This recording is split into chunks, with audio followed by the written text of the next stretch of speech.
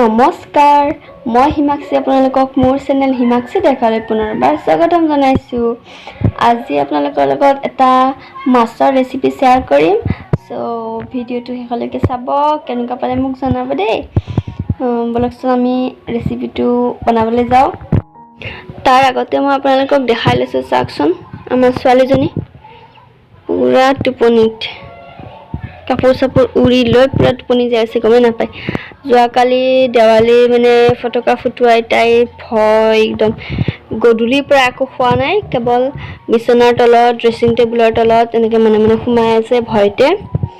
ইমান মানে একচুৱেলি এনিমেলবিলাকে ভয়ে কৰে এইবিলাক বস্তুক। চ' ৰাস্তাত যিবিলাক কুকুৰ থাকে সিহঁতক কিছুমানে জোকাবৰ কাৰণে বম চম গাত ফুটাই দিয়ে ন, এইবিলাক বহুত বেয়া কথা, এইবিলাক কৰিব নালাগে, আপোনালোকে এইবিলাক নকৰিব। মাৰ্ফি ৰুমত শুই থাকক, তেতিয়ালৈকে আমি ভিডিঅ'টো আৰম্ভ কৰোঁ, আপোনালোকৰ লগত ৰেচিপিটো শ্বেয়াৰ কৰোঁ।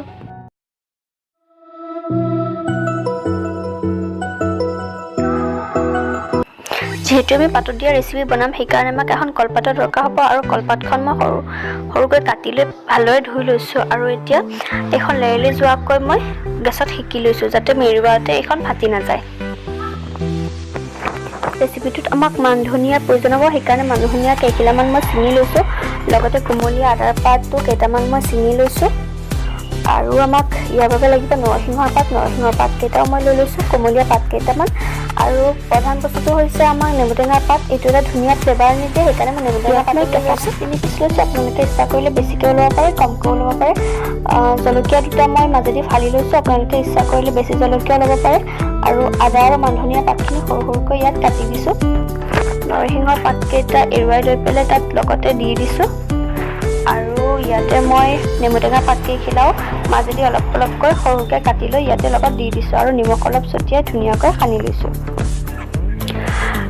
মাছখিনি ভালদৰে সানি লৈ কলপাতখনৰ তলত আৰু দুখন কলপাত এক্সট্ৰাকৈ দি লৈছোঁ, আৰু মাছখিনি ছাইড কৰি লৈ এতিয়া ধুনীয়াকৈ ৰেপ কৰি গৈছোঁ। এনেদৰে ৰেপ কৰি যাই থাকিব, আৰু এনেকৈ ৰেপ কৰা হোৱাৰ পিছত দুয়োটা মূৰ এনেকৈ মই ভিডিঅ' দিয়াৰ দৰেকৈ দি ল'ব, যাতে ভিতৰৰ বস্তুখিনি বাহিৰলৈ ওলাই নাহে। আৰু কলপাতৰে এটা অংশ লৈ পেলাই তেনেকৈ ৰছী বনাই গাঁঠি দি লৈছোঁ, যাতে মানে বস্তুখিনি বাহিৰলৈ ওলাই নাযায়। অলপ টাইটকৈ দিব গাঁঠিটো, যাতে বাহিৰলৈ ওলাই যাব নোৱাৰে একো বস্তুৱে।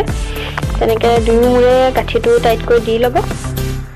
এতিয়া কেৰাহীখন গৰম হ'বলৈ দিছোঁ, গৰম হোৱাৰ পিছত টোপোলাটো কেৰাহীখনত দি ঢাকনি এখনেৰে ঢাকি দিছোঁ, আৰু গেছটো পাৰিলে ল' ফ্লেমত ৰাখিব।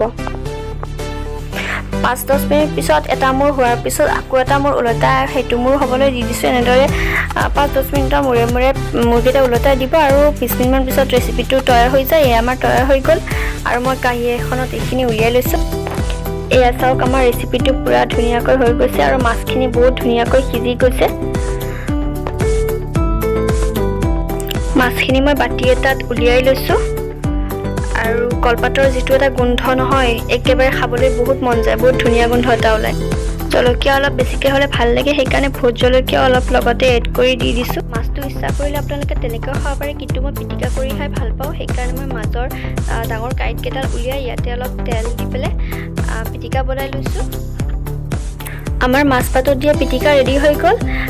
খাই বহুত ভাল লাগিছিল, আৰু আপোনালোকে ট্ৰাই কৰি চাব পাৰে, এবাৰ খালে খাই থাকিবই মন যাব। আৰু ভিডিঅ'টো কেনেকুৱা লাগিল জনাবলৈ নাপাহৰিব। যদি ভাল লাগিল like, comment, share and subscribe কৰি দিব।